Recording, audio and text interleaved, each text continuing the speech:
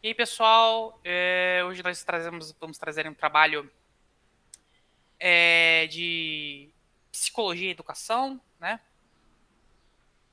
Vamos tratar de questões.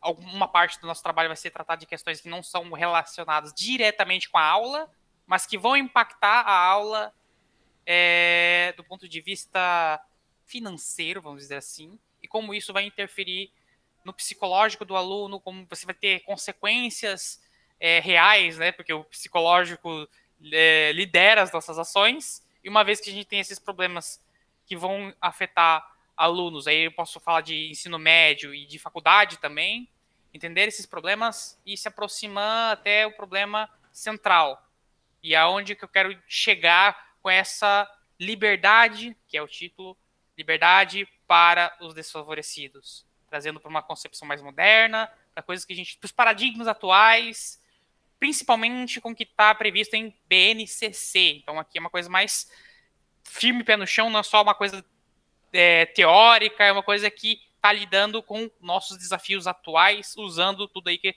eu aprendi esse semestre em psicologia de educação. Tá, pessoal? Vamos lá. Vamos começar então com os periféricos, né? Que tá ligado aí com a evasão escolar. E aqui tá comigo aqui o senhor Lennon Portes, Tamo aí. que tá sempre acompanhando a gente aí nos podcasts. Lembrando que a gente tem mais trabalhos, tá? No canal Filosofar. É o canal é Os Bandeirantes, né? E O os outro, o Bandeirantes. outro canal é o Café com Podcast. Sim. O Café com Podcast e o Bandeirantes. A gente traz o Filosofar pros dois? A gente tá trazendo o Filosofar? Pros dois. Tá Isso. de um pro E aí outro, né? Tudo tem tem um. cortes, a gente está sempre debatendo junto aí questões, eu trazendo sempre concepções filosóficas para o debate. E é isso aí, pessoal. Vamos lá. É, eu vou apresentando aqui, surgindo dúvidas, a gente vai fazendo essa troca, porque ele está aqui justamente para representar alguém que está de fora, alguém que, né, não entende exatamente o que está sendo dito, e a gente vai esclarecendo assim, e a gente atinge todos os públicos, né? Beleza, Tanto bora. o pessoal da faculdade com quem está assistindo de fora. Vamos lá. Existem vários desafios econômicos envolvendo a escola. Só que um desses desafios econômicos é algo que chega antes da sala de aula, que é o investimento público, certo? Em educação. E vamos ver como que o estado das coisas estão, como elas são atualmente. Claro que a liberdade, a gente vai aos poucos, a gente chega lá, né? Eu tô falando de liberdade, mas vocês vão entender que tudo isso que eu tô falando aqui, de alguma maneira, influencia na liberdade do nosso aluno. Para depois a gente realmente chegar lá na educação como forma de liberdade. Isso aí vai ser lá pro finalzinho. Bom, hoje a gente tem taxas, tem dois tipos de taxas, na verdade, né, que eu vou trazer aqui para vocês, que é o de evasão escolar barra universitária, beleza? E também a questão de, por exemplo, de emprego, né? Porque muitas vezes quem está estudando, né? E aí a gente falando de ensino médio e quem está na faculdade também está interessado em emprego, também está interessado em se capacitar para o mercado de trabalho, certo? Faz parte hoje, principalmente, dessa visão que a gente tem hoje, que é capitalista, certo? A gente vive no mundo capitalista, essas coisas não podem ser ignoradas, principalmente para os menos desfavorecidos, certo? Que são as pessoas que vão estar priorizando digamos assim, um emprego, que vai estar galgando um emprego, certo? E o que acontece? Muitas vezes não há uma certa compatibilidade entre a experiência de sala de aula, certo? Falta essa compatibilidade entre a experiência de sala de aula e as necessidades financeiras. Aí onde que cai um investimento? Onde é que vai estar o investimento nessa história toda? Né? O que o Estado tem a ver quando ele está distribuindo dinheiro para essa experiência? De que maneira ela contribui ou de que maneira a gente está encontrando impedimentos, dificuldades quando a gente vai lidar com isso? Aí vale a pena aí a gente citar, por exemplo, um estudo da OCDE, certo? Deixa eu ver aqui certinho o nome da OCDE, que a gente fica falando OCDE, mas eu nunca lembro. Organização. Organização. Calma aí, deixa eu olhar aqui. Tá aqui. É organização. Deve ser organization, né? Porque a OCDE é internacional. Sim, sim. Organização para Cooperação e Desenvolvimento Econômico, tá? Ele lida com vários países. A gente tem estudos da OCDE que, por exemplo, fazem um levantamento sobre educação mesmo, sobre a relação economia e educação. E aí eles fizeram um estudo pegando as maiores potências, os maiores países, né? Principalmente aqueles que investem bastante em educação. O Brasil está entre os que mais investe em correlação ao PIB per capita. Ou seja, o quanto que a gente arrecada, o quanto a gente gera internamente per capita, ou seja, por pessoa, e o quanto disso é distribuído em forma de investimento educacional, tá? Área da educação. O que está acontecendo? A gente tem um grande investimento, só que a própria OCDE, isso é dados da OCDE, tá certo? Vocês vão ver detalhes disso no artigo escrito que eu tenho ali, tem todas as referências, tá? O artigo está completo, certinho. Para quem tiver interessado, para quem até tiver em dúvida, que olhar assim para essa discussão e falar, não, eu acho que tem alguma coisa errada. Pesquise lá, a gente tá ali os links certinho, de onde a gente tirou tudo. E segundo a OCDE, o Brasil é um dos que mais investe em educação no mundo. Tá ali no top 10, certo? E é engraçado porque o Brasil não entrega tanto resultado, aí algumas pessoas vão até criticar, né? Como que você analisa esse resultado? Mas é que a concepção atual, moderna, hoje em dia, a gente entende que o PIB é resultado de um monte de coisas que o Estado está fazendo pelo seu povo, o próprio povo faz por si mesmo, ou seja, todo o trabalho Estado-cidadão resulta em um PIB, certo? O PIB vai ser uma espécie aí de média entre o desempenho e qualidade e resultado que um país está trazendo aí dentro com as suas A renda per capita.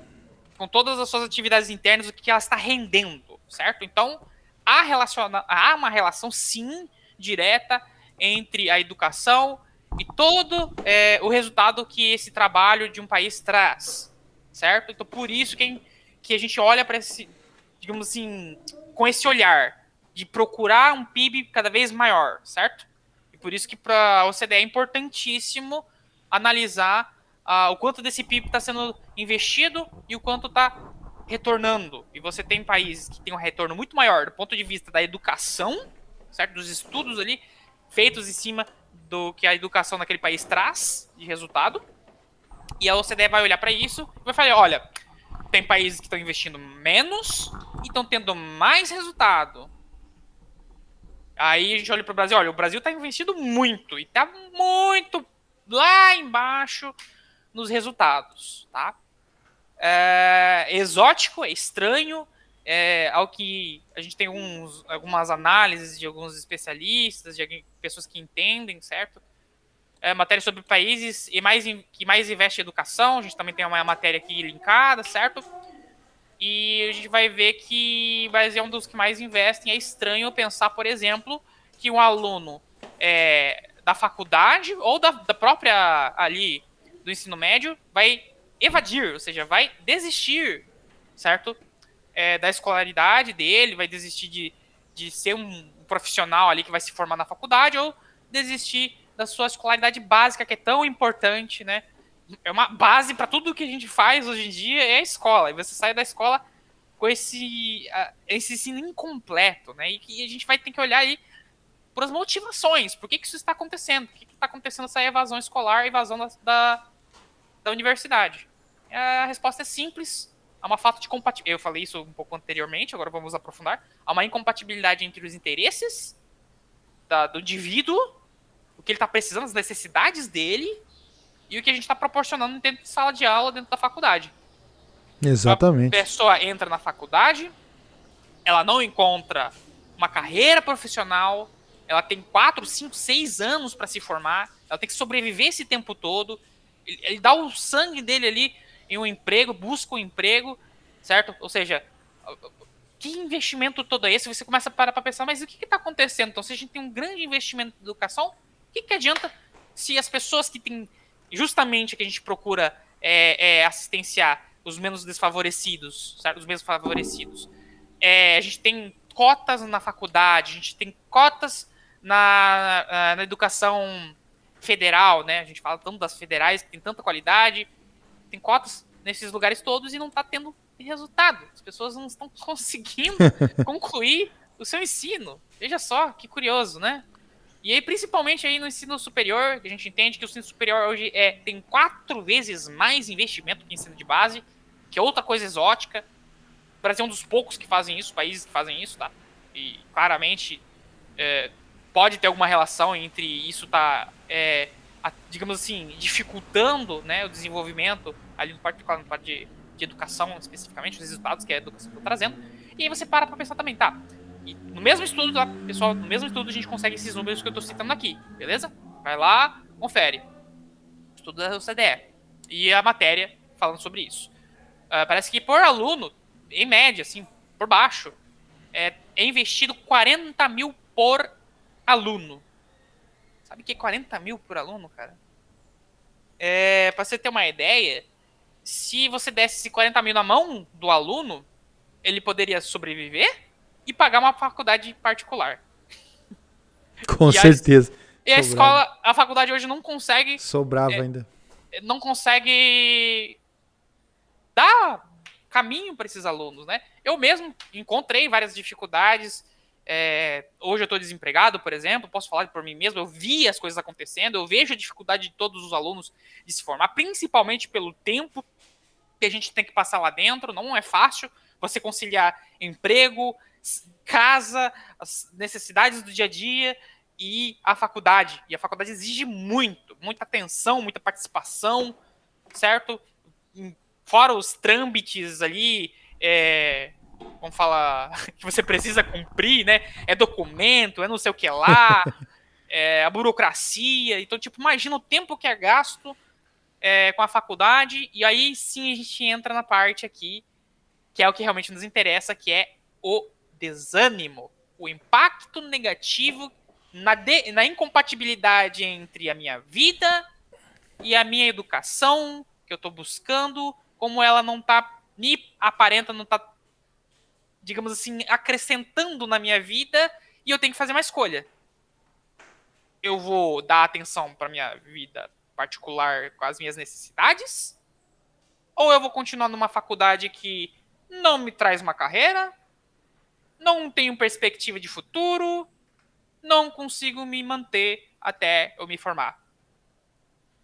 E aí, lembrando, que aí é outro estudo que também varia muito, eu não vou ter os números exatos aqui, mas parece que por baixo, 40% das pessoas que se formam na faculdade não atuam na área em que se forma. Quando se forma?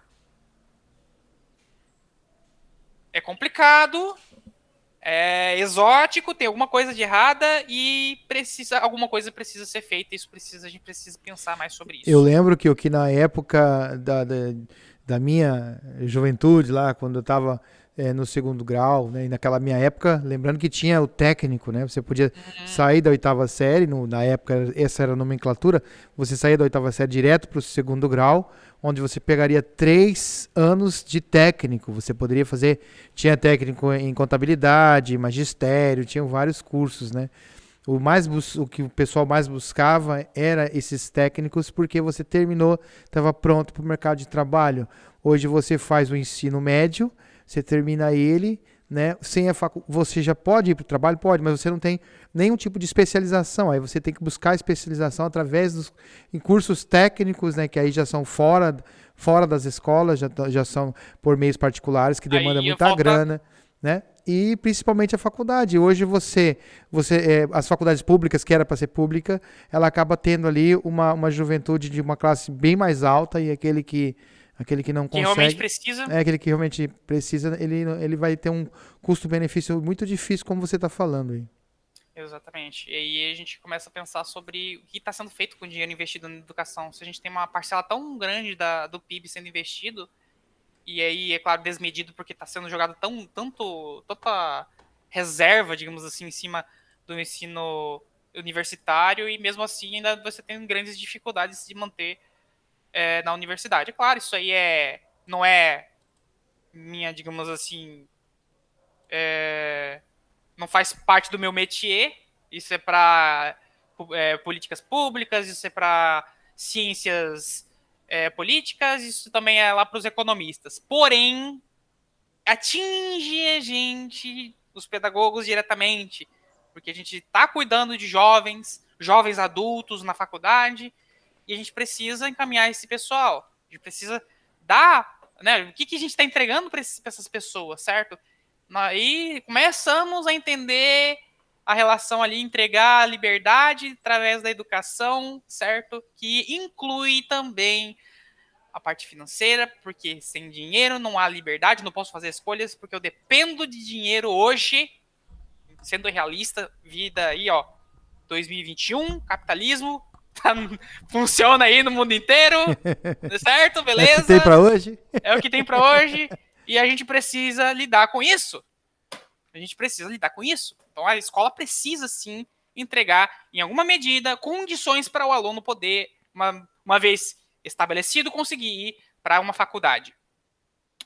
Tá até no meu artigo ali também, talvez nem precise ir para a faculdade. Talvez ele tenha alguma habilidade e ele pudesse atestar essa habilidade, pudesse que a própria instituição encaminhasse ele para uma, digamos assim, uma carreira a partir dessas habilidades que ele já possui. E, enfim, existem diversas opções aí que a gente pode pensar sobre isso. E é claro, uma das coisas que está tentando se resgatar é justamente a ideia de especialização durante o ensino médio. Isso está sendo resgatado, viu? Não sei se você ouviu falar, mas há esforços para trazer o cursinho para dentro das escolas de novo. Tá? Isso está incluso aí no plano de reforma aí que a gente tem para ser feito aí pelos próximos anos. Tá?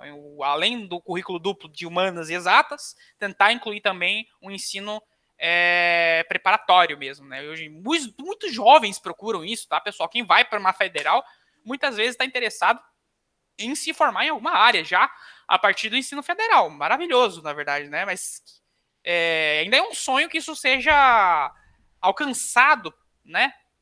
Para todos que necessitam disso. Aí que vai a necessidade da gente distribuir melhor esse dinheiro que está indo para a universidade, certo? Bom, isso aí é o periférico, beleza? Existem várias coisas que a gente pode discutir aqui nessa parte aí econômica, incluindo também, por exemplo, investimentos privados na educação, que hoje existe muitas dúvidas, se freia muito esse tipo de proposta, certo?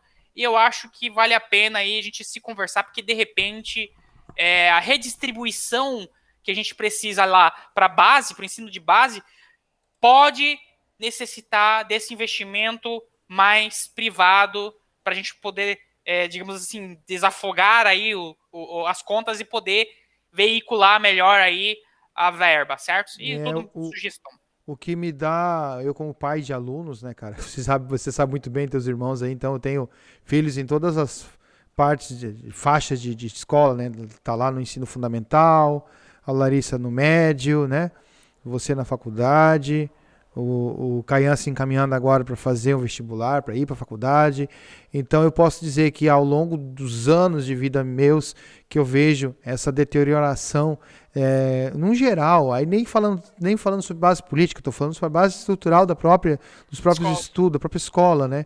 Onde a gente, infelizmente, na nossa realidade, a gente tem que lutar pelo dia a dia, pela sobrevivência, né? Que infelizmente você, de novo, custo-benefício. Então a sobrevivência, eu mesmo não nem terminei o meu ensino médio porque eu tive que lidar, né, com o sustento de família desde cedo. Escolhas minhas, que eu não me arrependo, né, mas cada um tem um tipo de escolha. Pessoas podem projetar projetar um futuro de relacionamentos, filhos, mas né, com todas as escolhas que eu fiz, que na minha opinião foram as melhores para mim, né, me colocam hoje como um pai de 5 filhos, todos eles estudantes, né, e cada um em uma faixa etária. E eu fico pensando nessa questão desse desenvolvimento que teve nos estudos lá dos anos 80, quando eu comecei a estudar, até os dias de hoje, onde eu vejo essa deterioração, principalmente nas faculdades, porque antigamente você ter um formando na sua família era igual aqueles filmes americanos, você tinha assim um orgulho, não que os pais de hoje não tenham orgulho de ter os filhos na faculdade, mas hoje ficou uma coisa meio que simbólica, quase que folclórica, você ter um filho teu formado na faculdade, né? E a gente viu naquela crise, não nessa crise de agora, que é uma crise mais de saúde, né? Que a gente teve Sim. como resultado final isso que a gente está tendo agora no que toca a questão econômica. Mas naquela crise que teve há 12 anos atrás, 10, 8 anos atrás, que foi a crise dos imóveis nos Estados Unidos, que acabou batendo a gente aqui, né? Refletindo aqui Eu no olhei bem Brasil. os números daquela época, eu vi, pô, tem uma freada brusca mesmo. Sim, O Brasil foi um dos que mais conseguiu segurar as pontas e ainda assim tomou um. sim, nós fomos o final. O Joinville aqui, trabalha no ramo industrial e também com essa questão de bastante empresas que exportam produtos, que trabalham. Uhum. Essas empresas elas sentiram o baque na época e aí refletiu em mim aqui que trabalho com eventos, né? Os eventos reduziram naquela época, né? O dinheiro meio que não no nível que está esse ano nem no ano passado, bem longe disso, mas foi sentido por um público que vinha. E aí a gente fica imaginando, né? Como que fica essa questão das escolas, porque se debate muito, mas você não vê uma retomada, digamos assim, do que estava errado. Porque eu penso assim, num histórico que você tem, você que está assistindo aí o podcast, né?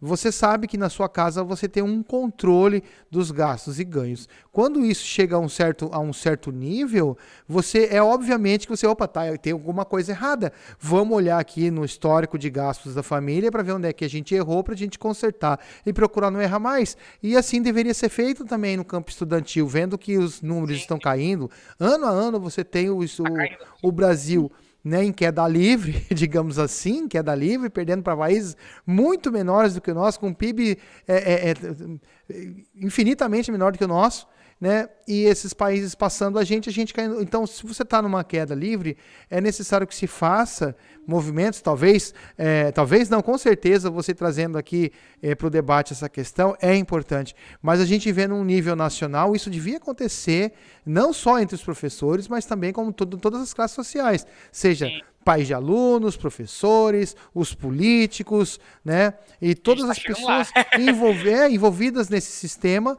para que a gente possa buscar um entendimento e voltar, pelo menos, perto do que a gente era antes, Kio. Sim, sim. A gente diz assim, em retorno, né? No ritmo que a gente tinha de conseguir entregar alguma coisa aí na educação. A gente já teve melhores números, né? Já estivemos melhor já. E é engraçado, porque há tantas teses, né, sobre a sala de aula e como se deve dar a aula, e isso está sendo aplicado ao longo de vários. Isso não é de agora, isso não é de 5 anos atrás. Exatamente. Essas técnicas já estão sendo aplicadas há muito tempo e a gente não está tendo esse retorno. E aí se discute muito sobre agora, que é o nosso caso aqui, né? E é por isso que a gente está fazendo esse estudo aqui, por isso que está tendo esse artigo aqui, como que a gente leva uma educação de melhor qualidade para a sala de aula. E nos meus estudos eu encontrei muita coisa, né? Muita coisa. Que vai para além da técnica de sala de aula. Então, essa é a proposta do trabalho. Como que eu levo liberdade para o meu aluno, né? Que liberdade é essa? Que educação é essa que eu estou entregando para ele? E aí agora a gente pode prosseguir, né? Agora que a gente entendeu todo os arredores, por que esse aluno está invadindo, vendo que a gente também está olhando para vários aspectos da liberdade, né? Aqui no caso, a liberdade de eu poder ter acesso à educação é mais básico de todas as liberdades, certo? Como é que eu consigo ter acesso à minha educação? Que parte das condições financeiras, né?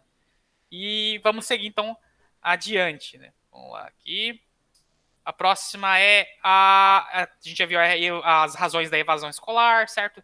Há uma certa incompatibilidade. E agora vamos ver a concepção de liberdade. Que liberdade é essa que a gente está querendo trazer para a sala de aula? E depois a gente vai trazer também as discussões entre os professores sobre quais são os desafios de trazer uma educação melhor para o meu aluno ali que é menos favorecido. Lembrando que eu já atuei em escolas carentes, comunidades carentes, então eu vi isso acontecer, eu discuti com professores, né, que é um relato, não só meu, como vários professores que participaram dessa discussão nas reuniões de professor, certo? Importantíssimo. Então vamos lá. Aqui, liberdade é essa que eu estou falando. A gente tem uma teoria aí que é a educação como forma de liberdade, tá? Que é o tema que eu estou pegando aqui para trazer para o trabalho, certo? Que é a tese que eu estou trazendo para esse trabalho. E vou trabalhar em cima dela, talvez com uma certa reinterpretação que eu vou fazer, junto com uma pitada aí de Hannah Arendt, tá? Eu vivo falando de Hannah Arendt aqui, hein? Não sei se tu já reparou. Ela trouxe, porque ela era, na verdade, uma filósofa política, mas ela trouxe muita coisa aí para a área da educação, em um dos textos dela, onde ela entende que a educação é extremamente importante para uma política de um país saudável, né? Para a política de um país ser saudável, ela depende muito da capacitação dos indivíduos para serem agentes políticos, né?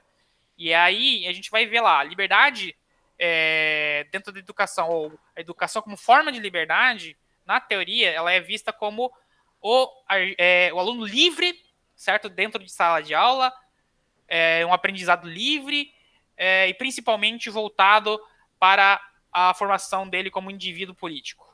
E aí a gente pode mexer um pouco nisso, compatibilizar com o que a Hannah Arendt diz, e a Hannah Arendt diz também que para esse indivíduo ele ser um indivíduo político, você está lidando também com a emancipação desse indivíduo. O que isso significa? Eu vou dar autonomia para o meu aluno, mas veja, é o resultado final. Lá na ponta, quando o aluno sai da sala de aula, a Hannah Arendt diz que eu preparei ele para a emancipação e para assumir um papel da sociedade como cidadão. Para ter autonomia de verdade. Sim, para ter autonomia de verdade. Em sala de aula, é complicado você dizer que o aluno lá com os primeiros anos de vida tem a capacidade de ter essa certa autonomia. Então a gente tem que pensar em etapas. Etapas. Veja bem, esse aluno ele vai... O que ele vai fazer na sala de aula? O que ele vai ter lá no final? Tá? De maneira muito resumida, filosófica. Ela vai adquirir, se apossar da própria liberdade. Como é que eu tenho capacidade de exercer a minha liberdade se eu não sei, ali ó, minha condição civil, o que é ser cidadão, meus deveres, meus direitos, certo? Ser tal da civilidade. Se eu quero ser um agente político, aí eu parto da ideia de que ninguém precisa ser agente político. Por necessidade, a gente encontra níveis em que eu vou atuar como agente político. Mas eu defendo que a pessoa ela precisa ter a escolha, que ela não é obrigada a ser um agente político. Hoje a gente vê necessidade, mas ela não é obrigada. Então a escola ela tem que preparar para a escolha do indivíduo. Olha, a liberdade. Veja bem que aqui a gente está falando sobre liberdade de escolha, ou seja, se eu vou ou não atuar como agente político e ter capacitação para tanto. Correto? E aí eu vou passar, conforme eu vou adquirindo, me apossando, tomando conta da minha própria liberdade, eu vou tendo liberdade também em sala de aula. Eu vou adquirindo autonomia, eu consigo discutir com o professor no ensino médio, por exemplo. Começou no ensino médio, já tem mais capacidade de discussão, o professor pode abrir mais, cada vez mais, espaço para os alunos poderem discutir. E aí, novamente, a gente vê a importância da filosofia, preparar o aluno para o debate. E nem você nem está falando sobre especialização, hein? A gente nem está falando sobre especialização.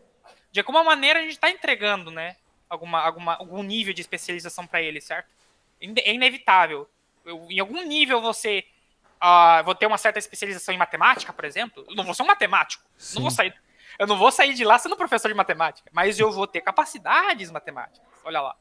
Mesma coisa quando eu estou ensinando filosofia. Eu estou dando para o meu aluno capacidade de debate. Como é que ele vai poder exercer a sua liberdade discursiva se eu não preparo ele para isso? Na quinta série, vamos debater.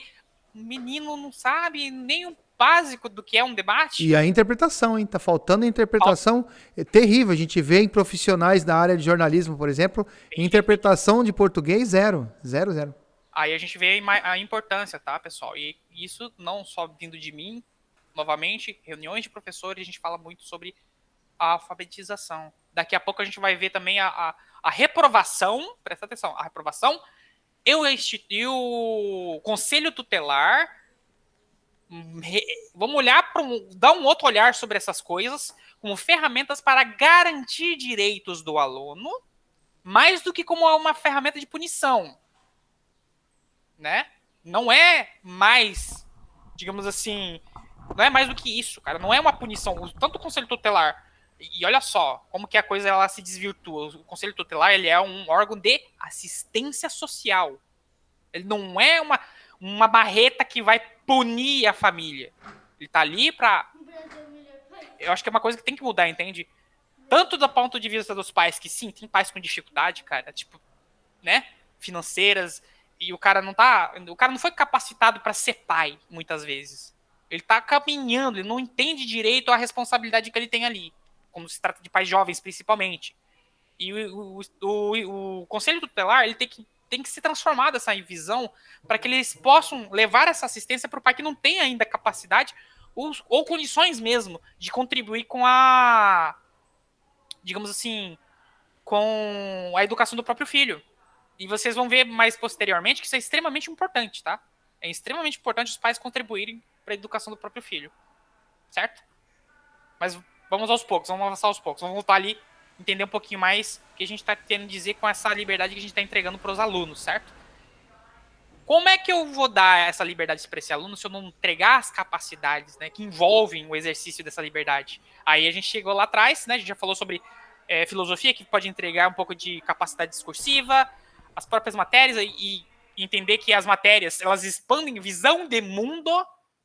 Eu vou ter uma frase aqui para vocês do meu artigo, para vocês entenderem o que eu quero dizer.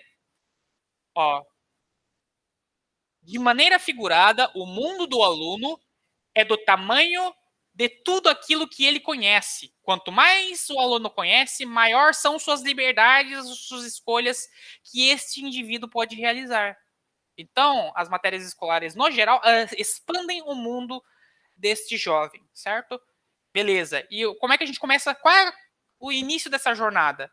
Qual é a primeira coisa que eu preciso entregar para o meu aluno para ele ter o mínimo de liberdade, pelo menos de expressão, né? É lá atrás, lá, ó, a alfabetização. Tem que ter uma concentração muito maior de alfabetização nos primeiros anos de aula. Claro, hoje já é grande parte da alfabetização. E aí entra a necessidade da reprovação. A reprovação não pode, é claro, que a gente pensa também em sala de aula sobre o impacto psicológico do aluno quando ele reprova. Mas aí a gente tem que, de novo, mudar a visão disso. Mudar a nossa interpretação da reprovação. Ela não pode ser necessariamente uma maneira de punir o aluno. Exatamente. Ela tem que ser vista como algo que vai garantir que ela vai sair da segunda série tendo os conhecimentos que ela necessita da segunda série. Porque senão você vai, falta um pouquinho no primeiro ano, falta um pouquinho no segundo, no terceiro, no quarto, no quinto, chega nos testes, não tem capacidade de interpretação, não tem capacidade de oratória. Não sabe escrever também. Não sabe escrever. Mas passa também, né? A expressão passa pela escrita, certo? E aí, como é que ele vai estar capacitado para aprender uma filosofia ali no sexto ano? Não tem condições. Nem outras matérias. Então tem que ser revisada essa ideia de que a reprovação é necessariamente uma punição. Né? A gente tem que, como comunidade, escola, professores e pais, quando necessário, sempre tem uma situação local para isso, sabe? Porque casos e casos, a gente sempre pensa assim, existem casos e casos, mas há momentos em que não, olha só, esse aluno ele não tem condições, ele realmente se esforçou, mas aí existe um certo problema dentro de casa, o pai também não tem como ajudar muito o filho, ele também não entende muito mais do que o filho. Não, mas tudo bem, mas é necessário que esse aluno reprove. E aí que seja conversado, olha, pai, a gente pensando no futuro dessa criança, é necessário que ela reprove. Até que ela adquira ritmo para poder continuar dali para frente. A gente está pensando nisso também. Isso também tem a ver com acesso para o desfavorecido. Lembrando, a gente está falando sobre os desfavorecidos, e muitas vezes significa que dentro de casa ele não tem condições plenas. Não tem condições plenas. Não tem apoio os pais não têm condições de apoiar o filho, que precisa trabalhar o dia inteiro. Não consegue dar atenção para o filho. Agora a gente entra sobre atenção, tá? A relação entre... Existe um trabalho aqui, tá? Ó, um trabalho que fala sobre isso, tá? Vou trazer aqui o artigo para vocês, também tá lá no meu trabalho ali. Eu vou tentar disponibilizar através do Google Drive para vocês, tá? O estudo aqui, ó, artigo sobre relação inteligência e atenção dos pais. E agora você veja só como que a coisa funciona. Voltando lá atrás sobre investimento. Pensem comigo. Pensem comigo. Tendo mais dinheiro para investir, valorização dos professores, remaneja a carga horária deles, faça com que o professor ele possa dar mais atenção para menos salas de aula, porque isso que menos salas para lidar, menos alunos para lidar, mais atenção distribuída por aluno. Mais atenção distribuída por aluno. Pensem só. O que era para ser meio óbvio, né? Era para ser meio óbvio. Se você for para países mais desenvolvidos, né, a coisa bem organizada, medido certinho para poder dar o máximo de atenção para esses alunos. Olha só para a sala de aula da faculdade. Quanta atenção o professor consegue dar, porque a sala de aula dele é bem menor. Tem 15, 20 alunos às vezes. E ele consegue disponibilizar um tempo só para dar atenção para esses alunos. Olha só como é riquíssimo a experiência da faculdade. Por que eu não posso dar isso na sala de aula? Né? Eu posso. Aí, novamente, claro, tem toda a questão de investimentos, mas eu já falei.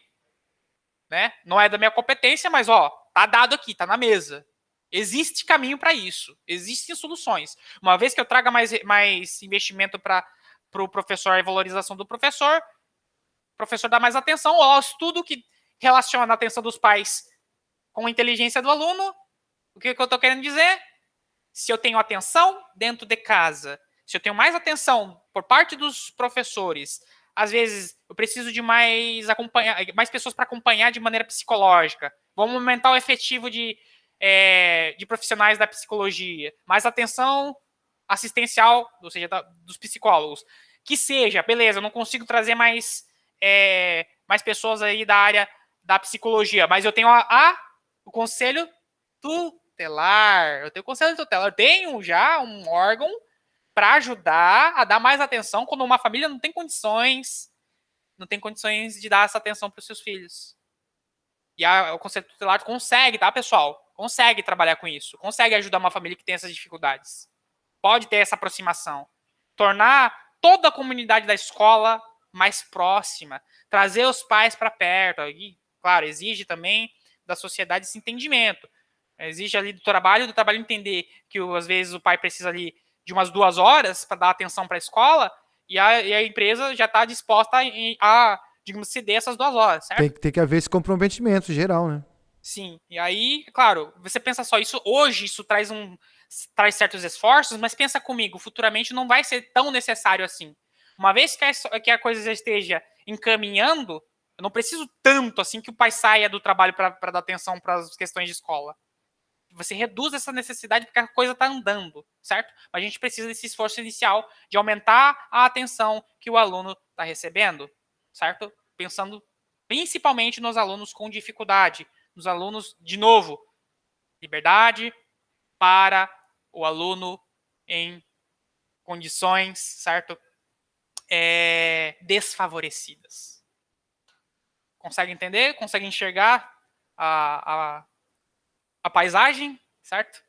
E é claro, a gente precisa pensar também, para finalizar aqui, sobre essa parte de curso para o ensino médio, que eu acho importante, porque depois de a gente ter feito toda essa caminhada, depois de entender o que o aluno precisa lá no início, né, a atenção que ele precisa receber lá no início, a capacitação dele até o Fundamental 2, até a 9ª série, certo? Eu já capacitei ele, olha só. Eu já adquiri todas as capacidades que ele precisava. Capacidade de se expressar, capacidade de interpretar, né? Capacidades matemáticas, tudo que ele precisava ele recebeu até ali. Pensando ali na reprovação como uma ferramenta, pensando ali no conceito tutelar como ferramenta. Finalmente o meu aluno está preparado. Ensino médio. Vou trazer um curso profissionalizante. Precisa ser só do Estado? Não tem dinheiro para isso. Não precisa ser só do Estado. Empresas podem estar interessadas em trazer isso. Há uma demanda? Vamos seguir a demanda. Esse é o paradigma atual. O pessoal pensa, paradigma atual é o capitalismo, precisamos lidar com isso, e também, por outro lado, essa necessidade do meu aluno ter uma carreira.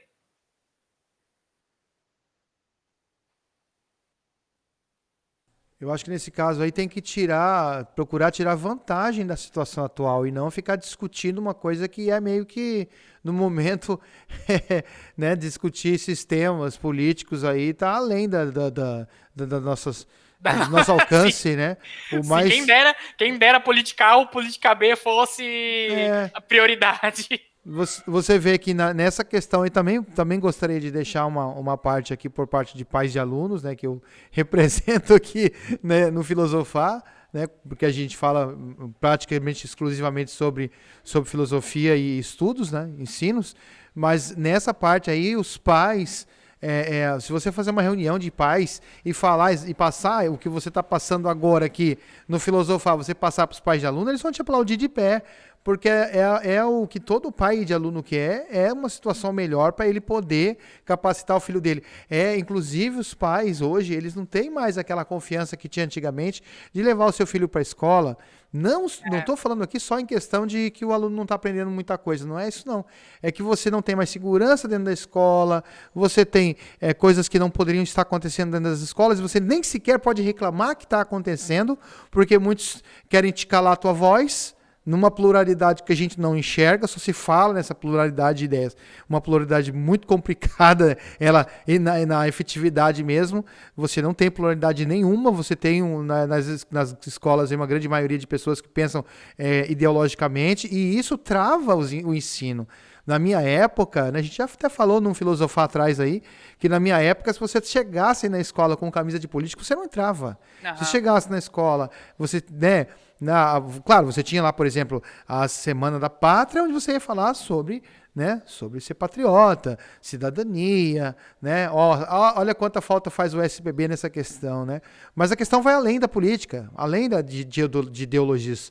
Né? O professor Kiel está trazendo aqui uma questão prática de como a coisa ser melhor. E os pais, com certeza, eles estariam presentes. Agora, aquele pai que fica ausente deveria também, né? Assim como um aluno que tira nota baixa deve ser penalizado por isso, né? Ou ser cobrado por isso para que ele melhore o seu estudo, os pais também deveriam ter um tipo de cobrança também, porque você ter um aluno que você está tentando preparar enquanto o pai não prepara para tanto, aí sim, uma reunião com o conselho tutelar, um boletim de presença e ausência dos pais, não exatamente como dos filhos, mas eu penso que um controle dos professores, por parte dos professores, para esse conselho ter a mão e falar, olha pai, você não é um pai presente na escola, está acontecendo isso, porque tem coisas que acontecem com o aluno que o professor sabe sim quando é uma defasagem de atenção dos pais,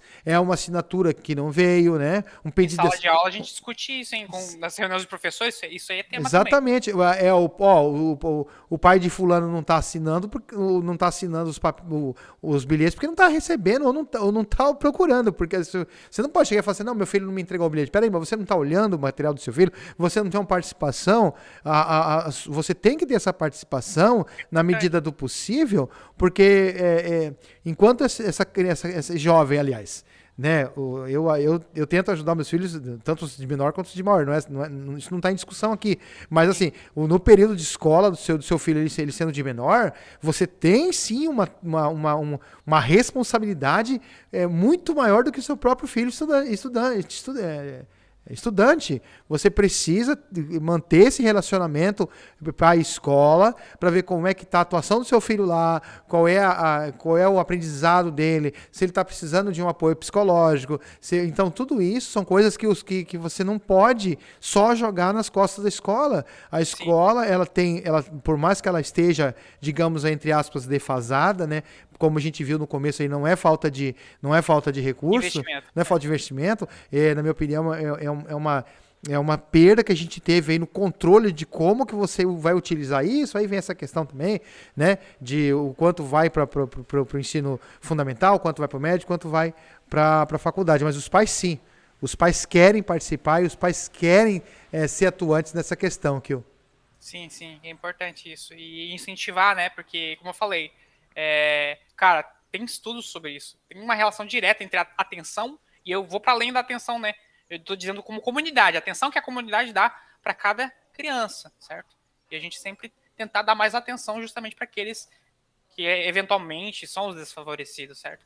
Independente dos motivos, os desfavorecidos sempre são as crianças, pelo menos a maior parte das vezes, que precisam dessa atenção, esse reforço da atenção que ele precisa, Eles cara. são Ele o elo mais precisa de fraco. apoio, certo? E é só assim que a gente consegue levar a educação para esses desfavorecidos, certo? E é isso, pessoal. Essa é a proposta, certo? A gente fez uma análise geral, a gente viu todos os pontos, os desafios, tentou explicitar o máximo possível esses desafios e sugerimos aí também pontualmente algumas coisas que podem ter retorno, né? E assim no final você vai ter finalmente, depois de ter toda essa parte ali também do ensino médio que a gente falou sobre a especialização, cara, pensa comigo, se ele tem uma carreira, ele vai sair do ensino médio, se ele tem uma carreira, se a escola tá dando todo o suporte que ele precisa, Com certeza não, né? não vai sair, cara. Mesma coisa na faculdade. O aluno da faculdade não vai desistir da faculdade se ele conseguir uma carreira, se ele seguir ali, certo? Aí agora falta mesmo a gente conseguir gerenciar isso tudo, certo? E aí, é claro, novamente, fazer a reaproximação e sermos mesmo essa comunidade, escola, pais e instituição. Sermos isso tudo. Tá faltando. A gente não tá agindo como tal, né? Não estamos agindo como tal. Tá uma coisa muito distante, né? Eu sou o professor, eu sou a autoridade, você é o pai. Eu vou aqui te der sua lenha, né? Ou não, ou a instituição, ó, eu sou a instituição e você é a escola, né? Sou governo, você é a escola. Der sua lenha toda vez que você não faz uma coisa que, né, não tem um desempenho que eu Não é espero. muito longe do que está acontecendo. É um jogando a culpa para o outro e ninguém assume que todos nós temos não é culpa, ninguém tem culpa de nada. Tá todo mundo querendo o melhor, isso com certeza, todo mundo quer o melhor. Agora falta sim reorganizar isso, reestruturar isso de uma maneira que seja, tá bom, você não quer que seja como era antigamente, mas faça algo melhor do que está acontecendo, porque o que está acontecendo não funciona. Os números indicam que não funciona. Então isso tem que ser discutido, isso tem que ser debatido, né, em todos os níveis, como o que o falou, para a gente parar quanto antes, parar tudo, reestruturar e tocar um negócio que seja favorável para as nossas novas gerações. Sim. Porque a tecnologia ela não para, né, a ciência não para, os problemas não param, mas os nossos estudos estão estagnados. Né? Sim. E a única coisa que não podia parar que é a nosso cérebro, cara. Tudo que a gente tem. O animal homem é o animal da racionalidade. Como que a gente pode estar parado justamente naquilo que nos difere dos animais? E é isso, pessoal. Obrigado aí pelo podcast. Não esquecem aí do artigo, quem quiser dar uma olhada aí mais de perto, principalmente os acadêmicos, e tá os estudos aí à disposição. Então, até a próxima, pessoal.